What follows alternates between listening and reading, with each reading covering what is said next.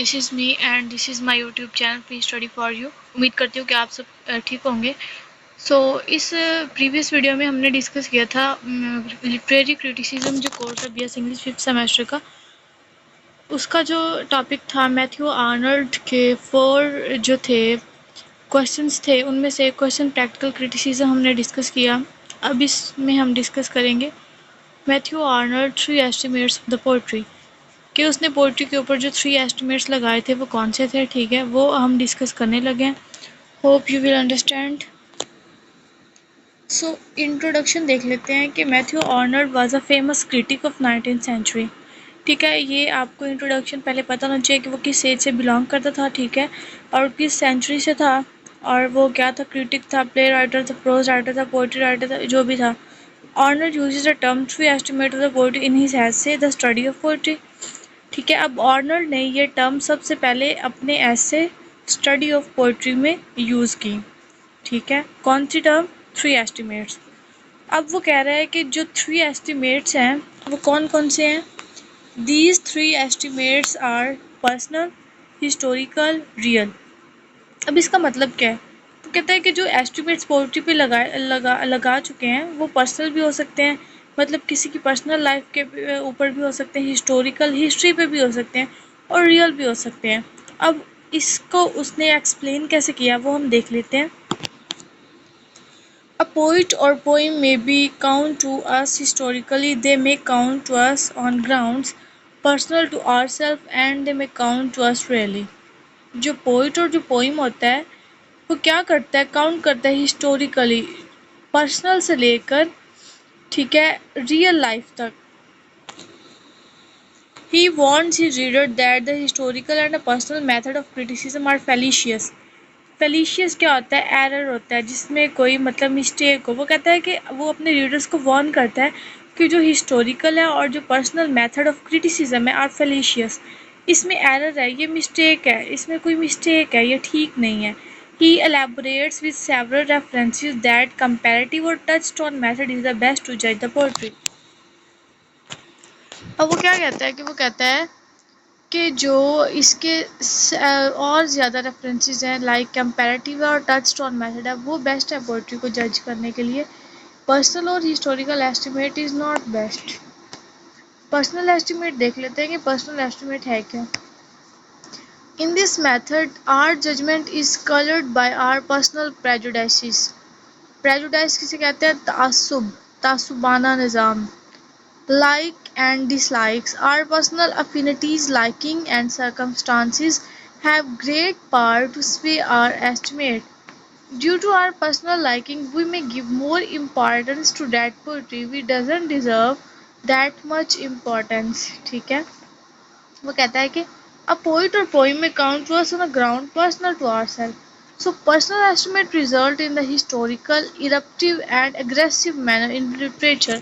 कि मतलब जो पर्सनल एस्टिमेट है ये एक तो इरप्टिव होते हैं, एग्रेसिव होते हैं लिटरेचर में।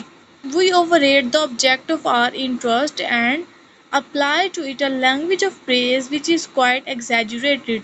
कहते हैं कि इस ऑब्जेक्ट को हम अप्लाई तो करते हैं किसी भी लैंग्वेज को प्रेज करने में, जो कि जिसको एग्जैजुरेट किया जा सकता है। ये था पर्सनल एस्टिमेट। सेकंड एस्टिमेट क्या है? Historical estimate. ठीक है, in this method the poet work is जज on the basis of its historical significance. अब वो कहता है कि इसमें जो पोइट का वर्क होता है वो किस चीज़ पे बेस करता है? हिस्टोरिकल सिग्निफिकेंस पे, not on the basis of intrinsic merit. When we are affected by a poet's historical background, we may easily consider his poetry of more importance than its. वो कहता है कि जब हम एक पोइट के हिस्टोरिकल बैकग्राउंड को रीड करते हैं तो हम इजीली कंसीडर, मतलब इजीली हम उसकी जो रियलिटी होती है वो क्या कहना चाह रहा है उसको हम अंडरस्टैंड कर लेते हैं।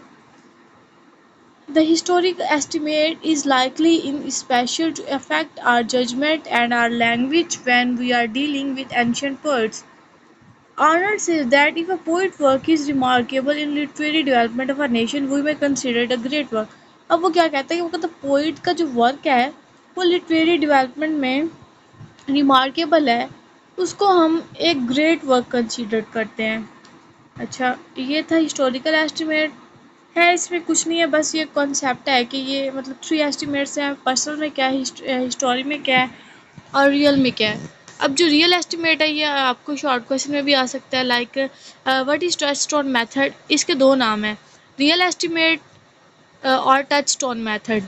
वो कहता है कि Arnold prescribe his well known comparative और touchstone method as the best method to जज अ पोएट्री। वो कहता है कि जो टचस्टोन मेथड है ये रियल एस्टिमेट है, वो एक बेस्ट मेथड है किसी भी पोइट की पोइट्री को जज करने के लिए। According to this method we should take some great times of great masters.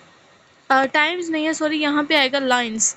According to this method, we should take some great lines of the great masters as a touchstone and compare with them lines of any poet। वो कहता है कि अगर हम इसको देखें, इस method में क्या होता है कि हम कुछ लाइन्स लेते हैं किसी भी ग्रेट राइटर्स की और उनको कंपेयर करते हैं एनी पोइट और पोइट्री टू जज देयर मेरिट्स एंड डीमेरिट्स। ठीक है, these touchstone lines will explain the presence और एब्सेंस ऑफ। अब वो जो लाइन हम लेते हैं उनको कंपेयर करते हैं, वही लाइन हमें एक्सप्लेन करती है किसी भी पोइट्री के एब्सेंस और प्रेजेंस के, इसमें पोइट्री क्वालिटी किस तरह की है। ठीक है, these few lines, if we have tact and can use them, are enough even themselves to keep clear and sound our judgment about poetry to save from fallacious estimates as conduct us to real estimates। ठीक है, जो touchstone method था वो ये था, short question में भी आ सकता है। अब लिमिटेशंस क्या है उसकी, कुछ लिमिटेशन उन्होंने बताई। Touchstone method has some limitation in it.